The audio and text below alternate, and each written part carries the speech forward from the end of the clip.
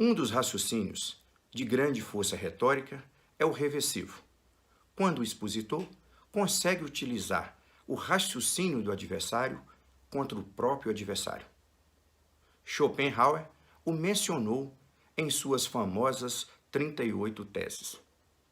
O oponente diz, por exemplo, que o réu é jovem e por isso deve ser perdoado. Ao que se contrapõe dizendo que é exatamente por isso que ele deve ser condenado, pois, se não for corrigido, pensará que nada fez de errado e, indubitavelmente, cometerá outros crimes. Sem o exemplo da punição, não ocorrerá a indispensável contenção social. A força do argumento consiste em mostrar aos espectadores que as razões levantadas pelo oponente, na verdade, provam exatamente o contrário do que ele pretendeu dizer. O segredo e a plasticidade do raciocínio se encontra, portanto, em seu efeito bumerangue. Em um júri que participei em Ouro Preto, fui interrompido pelo advogado quando terminava de entregar um relatório a cada um dos jurados. O defensor questionava por que o material possuía poucas folhas quando os autos já ultrapassavam um número de 6.000 páginas.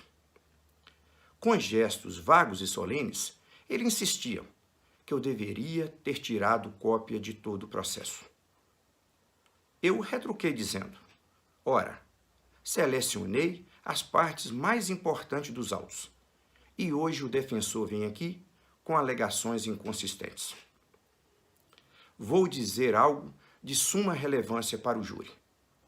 Eu, que conheço cada vírgula deste processo e que o estudei com um esforço verdadeiramente hercúleo desmedido, demorei 3 longos meses para fazer a primeira leitura dos autos. Em seguida, girei o corpo na direção do advogado e arrematei.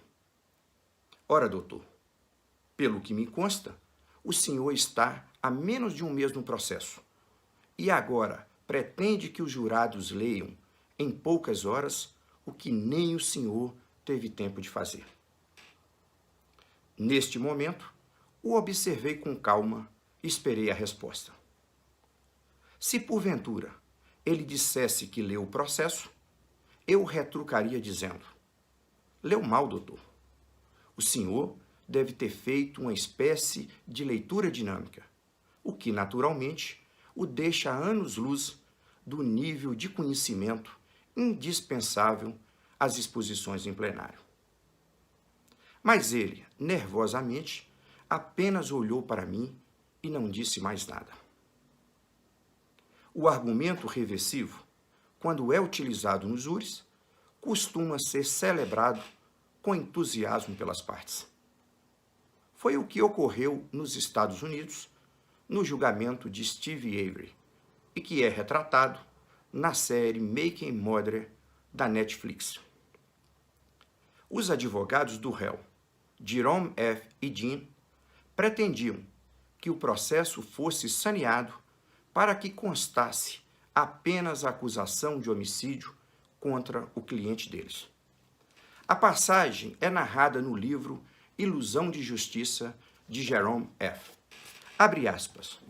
Esse argumento, o do saneamento, levou o promotor a um estado de pura cólera, alegando que tal orientação seria terrivelmente injusta para o Ministério Público e que o Estado não retiraria as acusações de estupro e sequestro a fim de impedi-la. Abre aspas para o promotor. O prejuízo ao Estado Meritíssimo deveria ser óbvio, mas se precisarmos começar esse caso nadando contra a corrente, por assim dizer, diante de uma orientação dada ao júri para que tenha uma visão negativa do Estado, então pretendemos seguir com todas as 6 acusações, disse o promotor.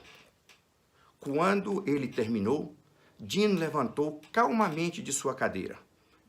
Estudantes de direito, sem dúvida, vão ouvir essas palavras por muitos e muitos anos. Abre aspas para o advogado. Com todo o respeito ao colega, o Estado deve começar todo caso criminal nadando contra a corrente. E a forte corrente contra a qual o Estado deve nadar é a presunção de inocência. Fecha aspas. O autor, deixando explícita a enorme importância que atribuía ao fato, ainda mencionou esse mesmo embate retórico em outra passagem do livro. Grande abraço a todos.